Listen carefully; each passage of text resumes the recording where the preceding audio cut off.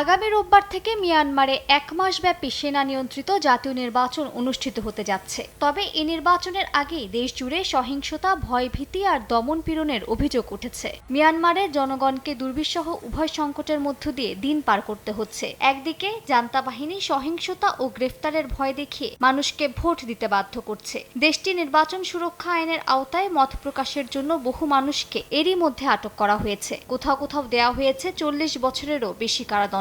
মঙ্গলবার এই তথ্য জানিয়েছেন জাতিসংঘের মানবাধিকার বিষয়ক হাই কমিশনার ফরকার তুর্ক।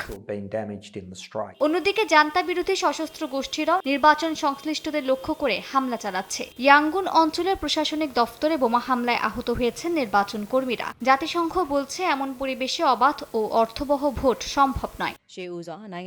আন্তর্জাতিকভাবে সমালোচিত এ নির্বাচনকে সমর্থন দিচ্ছে প্রতিবেশী দেশ চীন। বিশ্লেষকদের মতে সীমান্তবর্তী অঞ্চলে সংঘাত প্রশমনে চীনের মধ্যস্থতায় বিদ্রোহী গোষ্ঠীগুলোর সঙ্গে সমঝোতা হয়েছে, যা জান্তার অবস্থান শক্ত করেছে। যদিও দেশের ভেতরে অনেকেই এই ভূমিকা নিয়ে অসন্তোষ প্রকাশ করছে।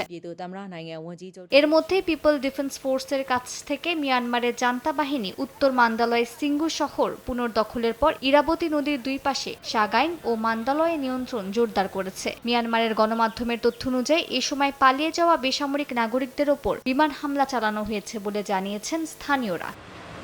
মালিহা সুহরওয়ার্দী, সময় সংবাদ।